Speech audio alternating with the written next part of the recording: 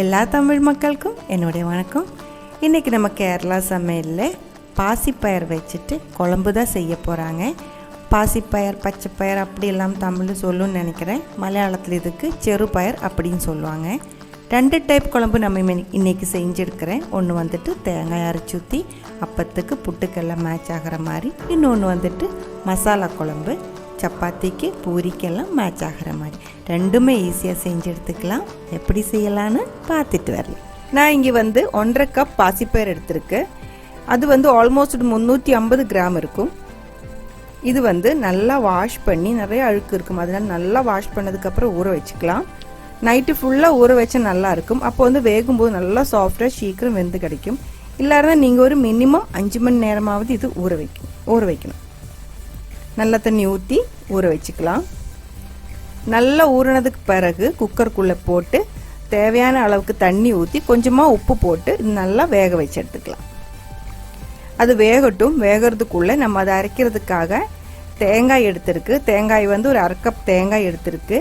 அப்புறம் ஒரு 4-5 சின்ன வெங்காயம், ஒரு 1/4 டீஸ்பூன் ஜீரகம், ஒரு பச்சை மிளகாய். பச்சை மிளகாய் நல்ல காரமாக இருக்குது. அதே மாதிரி ஒரு சின்ன பீஸ் இஞ்சி. இவ்வளோ எடுத்துருக்கு. இது மிக்சிக்குள்ளே போட்டு கம்மியாக தண்ணி ஊற்றி இதே மாதிரி கட்டியாக அரைச்சி எடுத்துக்கோங்க. நல்லா ஃபைனாக அரைச்சி எடுத்துக்கோங்க இதே மாதிரி. இப்போ நம்ம பாசிப்பயர் நல்லா வெந்திருக்கு பாருங்கள்.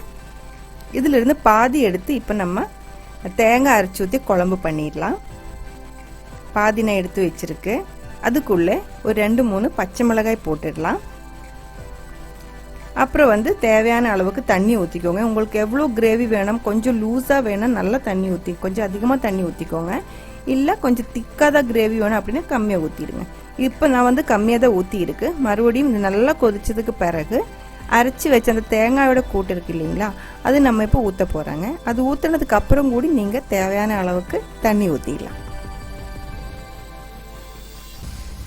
இப்போ கிரேவி போட்டிருக்கு. அதுக்கப்புறம் ஒரு 1/2 டீஸ்பூன் மஞ்சத்தூள் போட்டிருக்கு. எல்லாமே நல்லா கலந்து விட்டுருங்க.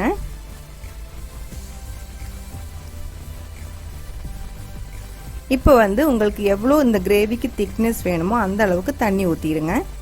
இது ஃபுல்லாக கொதிச்சதுக்கு அப்புறம் இந்த கிரேவி ஆறுனதுக்கு பிறகு இன்னும் இந்த கிரேவி திக்காயிடும். அதனால அதை பார்த்து கொஞ்சம் அதிகமாக தண்ணி ஊற்றிக்கோங்க. தேவையான அளவுக்கு உப்பு போட்டுக்கோங்க. அந்த பயர் ஊற வைக்கும்போது கொஞ்சம் ஊற வைக்கும்போது இல்லை, வேக வைக்கும்போது கொஞ்சம் உப்பு போட்டிருந்தேன். அது பார்த்துட்டு நீங்கள் இப்போ உப்பு போட்டு கொடுத்துருங்க. இப்போ பாருங்கள், ஒரு 5 நிமிஷம் நல்லா கொதிச்சிட்டு இருக்கு. இப்போ கறிவேப்பிலை பச்சையாக போட்டிருக்கு. கறிவேப்பிலை பச்சை அந்த கொதிக்கிற இந்த கிரேவிக்குள்ளே போட்டால் நல்ல ஒரு மனம் கிடைக்கும். அதனால தான் கொஞ்சம் கறிவேப்பிலை நான் இப்போ முதல்ல போட்டு கொடுத்தேன். மறுபடியும் தாளிக்கும் போது இன்னும் கொஞ்சம் கறிவேப்பிலை நான் இதுக்குள்ளே போட்டு கொடுக்குறேன். பாருங்க, நம்ம கிரேவி நல்லா கொதிச்சிட்டு இருக்கு. அது ஒரு பக்கம் கொதிச்சிட்டு இருக்கட்டும். தீ சிம்மில் வச்சுக்கோங்க. அப்புறம் அதே டைமில் நம்ம தாளிக்கிறதுக்கு ரெடி பண்ணிடலாம். ஒரு 2 டீஸ்பூன் தேங்காய் எண்ணெய் எடுத்துக்கோங்க. 1 டீஸ்பூன் கடுகு, அப்புறம் ஒரு 2-3 சின்ன வெங்காயம் நைஸாக கட் பண்ணது எடுத்துக்கோங்க.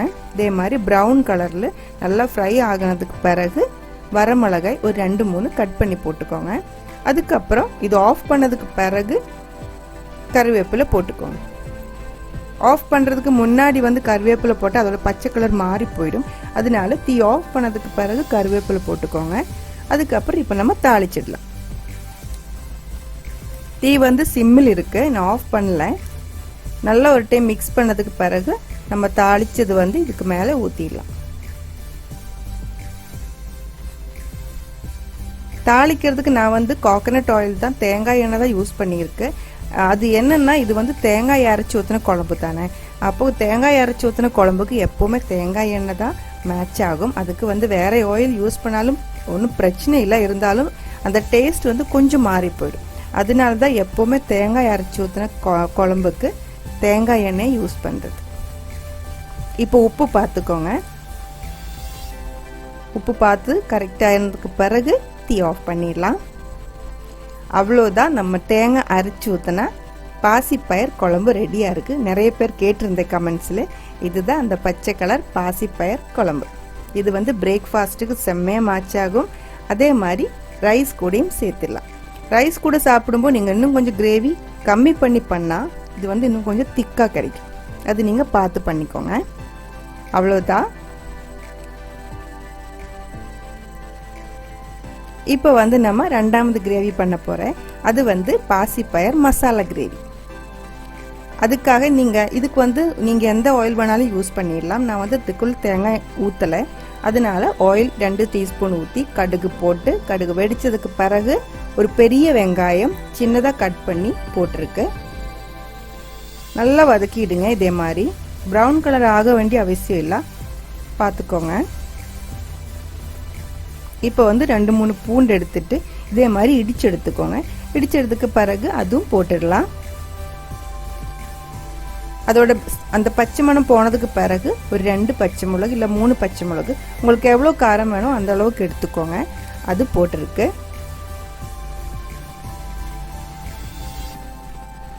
அதுக்கு பிறகு இஞ்சி, ஒரு மீடியம் சைஸ் இஞ்சி வந்து அதுவும் இதே மாதிரி இடிச்சு எடுத்துருக்கு, அதுவும் போட்டுடலாம். அதோட பச்சை ஸ்மெல் போனதுக்கு பிறகு இப்போ வந்து நம்ம 1/2 டீஸ்பூன் மஞ்சத்தூள் போட்டு கொடுத்துடலாம். அப்புறம் வந்து ரெட் சில்லி பவுடர், அது வந்து உங்களுக்கு 1 ஸ்பூனு 2 ஸ்பூனு உங்களுக்கு எவ்வளோ காரம் வேணும் அதுக்கு தகுந்த மாதிரி போட்டுக்கோங்க. அதுக்கப்புறம் மல்லித்தூள் வந்து 2 டீஸ்பூன் போட்டுக்கோங்க. அதுவும் இது கூட நல்லா ஃப்ரை பண்ணி எடுத்துக்கோங்க. இப்போ எல்லாமே கலந்து நல்ல ஒரு ஸ்மெல் வர ஆரம்பிச்சிருக்கும். நல்லா ஃப்ரை ஆயிடுச்சு பாருங்க.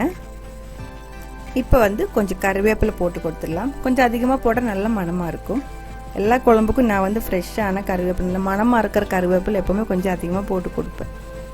பாருங்கள், இப்போ வந்து மிச்சம் இருக்கிற அந்த பாசிப்பயர் இதுக்குள்ளே நான் ஊற்றி இருக்கு. நல்லா ஒரு டைம் மிக்ஸ் பண்ணிடலாம். முதல் குழம்புக்கு பண்ண மாதிரி இதுக்கும் நீங்கள் தேவையான அளவுக்கு தண்ணி இப்போ ஊற்றிக்கோங்க. அந்த கிரேவியோட கன்சிஸ்டன்சி உங்களுக்கு எவ்வளோ வேணுமோ அது பார்த்து தண்ணி ஊற்றிக்கோங்க. இப்போவே தேவையான அளவுக்கு ஊற்றிக்கோங்க. இதுக்குள்ளே வேறு எதுவும் நம்ம ஆட் பண்ணல, வேறு கிரேவி எதுவுமே இல்லை. அதனால தேவையான அளவுக்கு தண்ணி ஊற்றிட்டு உப்பு போட்டு அதுக்கப்புறம் நல்லா கொதிக்க விட்டுடலாம். பாருங்க, நல்லா கொதிச்சிருச்சு.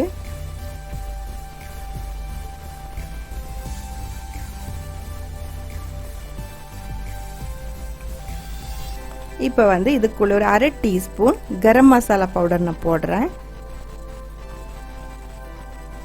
கரம் மசாலா இல்லாமல் இருந்தால் பிரியாணி மசாலா, சிக்கன் மசாலா, ஏதோ ஒரு மசாலா உங்களுக்கு பிடிச்சது போட்டுக்கோங்க. கரம் மசாலா தான் இதுக்கு இன்னும் கொஞ்சம் மேட்ச் ஆகும். அது போட்டதுக்கு பிறகு ஒரு 2 நிமிஷம் நல்லா கொதிக்கட்டும். அதுக்கப்புறம் சிம்மில் வச்சது பிறகு 1 நிமிஷம் இப்படியே நல்லா கொதிக்கட்டும். பாருங்க, நம்ம குழம்பு வந்து செட் ஆயிடுச்சு. இதுதான் பாசிப்பயர் மசாலா குழம்பு. இந்த 2 ரெசிபியும் உங்களுக்கு பிடிச்சிருக்குன்னு நினைக்கிறேன். பிடிச்சிருந்தா கண்டிப்பாக ட்ரை பண்ணி பாருங்கள். ட்ரை பண்ணி பார்த்ததுக்கப்புறம் உங்களோட கமெண்ட்ஸ் எல்லாம் சொல்லிடுங்க. இந்த சமையல் பிடிக்கிற ஃப்ரெண்ட்ஸுக்கு ஷேர் பண்ணி விட்டுக்கோங்க. நீங்கள் இதுவரைக்கும் கேரளா சமையலுக்கு கொடுத்துட்ருக்கிற சப்போர்ட்டுக்கு ரொம்ப ரொம்ப நன்றி. உடனே பார்க்கலாம் இன்னொரு ரெசிபியோட. அது வரைக்கும் வணக்கம்.